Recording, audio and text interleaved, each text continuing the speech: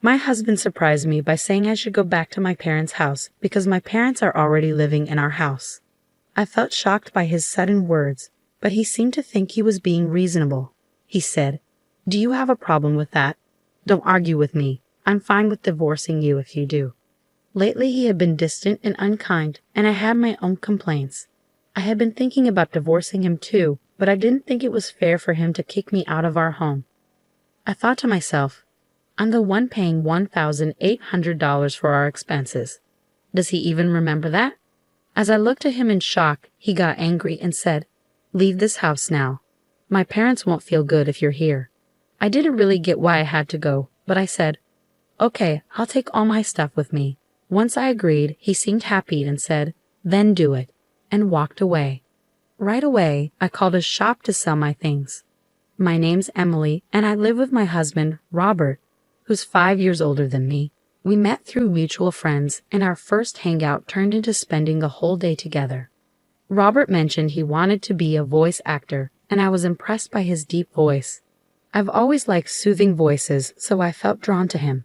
It seemed like he felt the same because we exchanged numbers and decided to hang out more. Before we knew it, we were dating, even though we never really talked about it. I had just graduated from college and started working, so dating someone more mature seemed exciting. My friend Ashley was worried about the 5-year age gap, but I reassured her that it wasn't a big deal. I liked Robert a lot, and he felt the same about me, so I wasn't concerned. Eventually, Ashley agreed, trusting my judgment. Robert and I dated for about 3 years, and then he brought up the idea of getting married. I had already told my parents about him and his age, so they were excited to meet him. With their expectations in mind, I often wondered when he would propose. He ended up proposing during one of his usual visits to my apartment, where we just hang out and relax. It wasn't the most romantic setting, but it felt like something Robert would do, and I was okay with that. When he asked, I simply said, "Sure, let's get married." So maybe we were both a little casual about it. After that, we visited each other's parents, but I didn't really connect with Robert's parents. When we went to Robert's family home, it was filled with what looked like old-fashioned items, but they seemed to be fake. When we met Robert's parents, they were wearing expensive clothes and lots of flashy jewelry. They seemed like they were trying too hard to look rich. Our tastes and values were very different, and I didn't think we would get along. Robert's mom even made a rude comment about my appearance, which hurt my feelings. I was surprised that the parents of the man I wanted to marry acted like this. But in the end, it's Robert and I who are getting married. If I don't like his parents, I don't have to spend much time with them. So I decided not to let it bother me too much. After we got married and moved into our condo, Robert seemed worried about something. "Hey, who was that woman in the blue dress at our wedding?" "Which woman in a blue dress?" There were a few guests at our wedding who wore blue, so I couldn't figure out who he was talking about based on that alone. "You know, the one who gave a speech as your best friend." "Are you talking about Ashley?" "Yes, she was wearing a blue dress." When Robert said this, he seemed a bit uneasy. "What's wrong with Ashley?" I asked, confused by his reaction. "Oh, it's not a big deal. The other day, I thought I saw someone who looked like her when I was going to work. That's when I remembered she gave a speech as your best friend at the wedding." I was confused by Robert's sudden interest in Ashley and his flustered demeanor, but he just laughed it off and went to his room before I could ask more. A little while later, Ashley called me with some news. "Listen, Emily, my boyfriend's coming back to the US next year." Ashley had been dating her boyfriend since high school. They'd known each other since elementary school, but he moved away in middle school. They kept in touch through letters and finally reunited in high school when he confessed his feelings for her. I always loved hearing Ashley's love stories. Despite her boyfriend being away working at an international branch for a few years, they stayed close and communicated regularly. "Do you think he might propose once he's back, and then you guys will get married?" "Oh, Emily, you're always jumping to conclusions. Just make sure to invite me to the wedding. I promise I'll give a heartfelt speech." "Of course. After the beautiful speech you gave at your wedding, I'll definitely need you to do the same for mine." Don't set the bar too high. We chuckled together as we sipped our tea. Our conversations flowed easily, and we trusted each other completely. Whenever one of us had a problem, the other was always there, ready to lend a listening ear. Around this time, I began to notice that Robert was coming home later and later. Working late again today. Yeah, you think I shouldn't work or something. Even after we got married, Robert held onto his dream of becoming a voice actor. He was working hard to pursue his passion, but it meant he had to take on part-time jobs to make ends meet. Unfortunately, all the money he earned from those jobs went straight into his voice acting classes, so I had to cover all our living expenses. This meant we couldn't really save up together. As time went on, I realized that Robert wasn't willing to give up on his dream for the sake of our family. I started to worry about how much overtime Robert was putting in at his part-time job. It added to my concerns about our financial situation. Hey, haven't you been working too much lately? They shouldn't be making you do so much overtime, even if it's just a part-time job. I told you I'm fine. More money is always better. Just keep your opinions to yourself. By then, Robert had stopped using my name and just called me you. When we got married, I thought he would speak to me kindly and more often, but it seemed like harsh words were all I heard from him. His once gentle voice had turned rough, and he started drinking a lot. Sometimes his voice even sounded hoarse, which worried me because voice acting requires a healthy throat. But it seemed like he didn't want to hear about it. He started avoiding talking to me, and eventually he would ignore me even when we were in the same room. That's when Ashley called me. She said she had something important to discuss. So I suggested we meet up since I had my own worries. We decided to meet at a karaoke booth so we could talk privately. Ashley seemed really cautious and picked a room where she could see the counter and staff from the door. You chose this room specifically? Yes, I wanted a spot where the staff could see if there was a suspicious person outside our door. A suspicious person? Is that related to what you wanted to discuss? Ashley nodded in response to my question. She had been feeling like someone was following her ever since she left her job about a month ago. Now, she even felt followed on her days off. The reason she chose a room where the staff could easily see was that she thought the person stalking her might try to eavesdrop on our conversation. Did you talk to the police about it? I tried, but since there's no actual contact, they can't do much. What about your boyfriend? He's coming back in a month. I thought I'd discuss it with him too, but I wanted to first talk to you, someone close by. I see. Ashley hadn't gotten a good look at her stalker because she was too scared, so she didn't know if it was a man or a woman. I decided to keep an eye out from a distance to identify the person stalking her, and through that, I came to understand who it was. Though I couldn't bring myself to discuss my troubled relationship with Robert, looking back, maybe it was for the best, because the one following my best friend Ashley was none other than my husband Robert. He would claim he had to work late every day, but after his shift, he would hang around near Ashley's workplace and follow her when she left.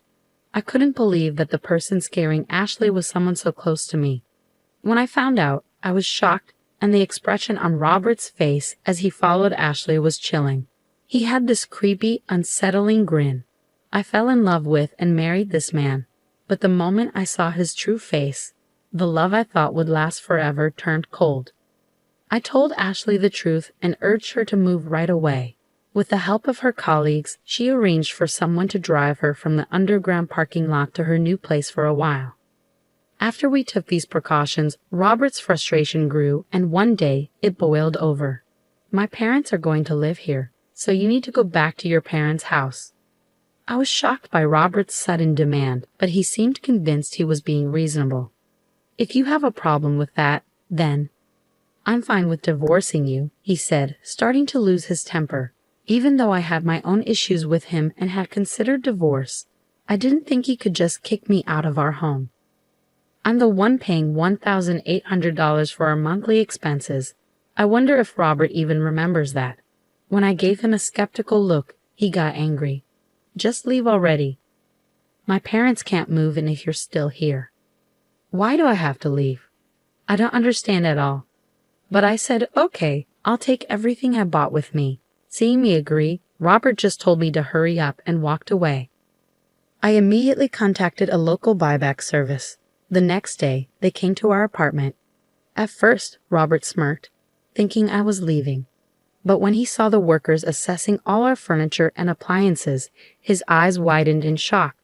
After the evaluation was done, except for what was in Robert's room, a staff member handed me a quote, saying, "The total value is $22,000. I quickly signed, saying, "Okay, sell it all." Suddenly, Robert snapped back to reality and grabbed my arm. Why are you selling everything? My parents are going to live here. How can they if there's no furniture? I shook off his grip. What do you mean? When we got married, you told me you were broke because you were paying for your acting classes. You asked me to handle the rent, furniture, and living expenses. I never knew you were that broke. I feel deceived. Remember the $1,800 I've been covering every month? From now on, you'll pay that. And with your parents moving in, I bet it'll be even more. Robert went pale, but he quickly tried to regain his composure. You thought talking about money would make me cancel the divorce? Who do you think you are? I've already gotten close to a rich lady, he said, striking a pose. But then I remembered Robert following Ashley recently.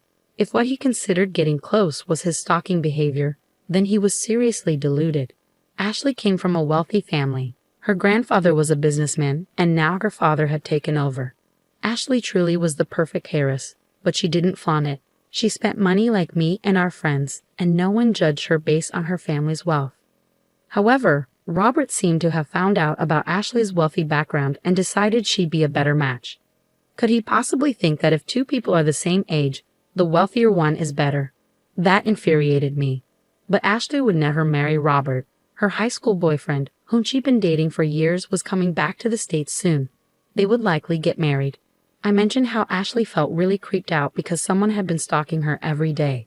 When Robert heard that Ashley found him creepy and that they weren't close, he was shocked. I always walked Ashley home, he said. You're lucky I didn't call the police, I replied. But I didn't know she had a boyfriend. He's been away. She'd pick me over someone she doesn't know. They've been writing letters since they were kids and talk almost every day. And unlike you, who's only had part-time jobs, her boyfriend is successful. Even her dad likes him. Robert looked really sad when I said all that. But when the people came to take away our stuff, he seemed to feel better. I guess you're all I've got now. You'll always support my dream of being a voice actor, won't you? He asked, trying to look cool. I gave him a cold stare and said sorry. I've already started divorce proceedings. Let's talk through our lawyers from now on. Robert, maybe thinking I still liked him, held on to me. Don't say that. Haven't we been getting along all this time? Getting along? When? Since you found out my best friend Ashley is rich, you've been distant and hanging out with her. Right after we got married, I realized I made a mistake. Robert started crying, even though he's older than me. Seeing him cry like a kid made me like him even less. I couldn't stand being near him anymore. Stop it. Oh, I also told your uncle we're getting divorced. Your uncle? You know he's tough, right? Well, I've been paying all the rent and bills until now. When I told your uncle I might leave, he said he'd make you work for him. That means I can't keep studying voice acting. You hardly practice anyway. Maybe it's time to face reality. And if you go near Ashley again, I'll call the police. Goodbye. I left, determined not to turn back. For now, I'll stay with my parents, but I might move closer to work if I find a good place. As for Robert, his uncle made him work at his company just like he said he would. Then Robert's parents, who were planning to live off him after he married Ashley, also moved in. They all ended up working for the uncle. It seems like taking advantage of people runs in their family. I'm just glad I got away from that toxic situation. Age doesn't matter much, but I'll be more careful choosing my next partner. On a brighter note, after things settled with Robert, Ashley invited me to her wedding. She introduced me to her long-term boyfriend, and I truly wish them happiness. My marriage didn't work out, but I hope Ashley's lasts a long time.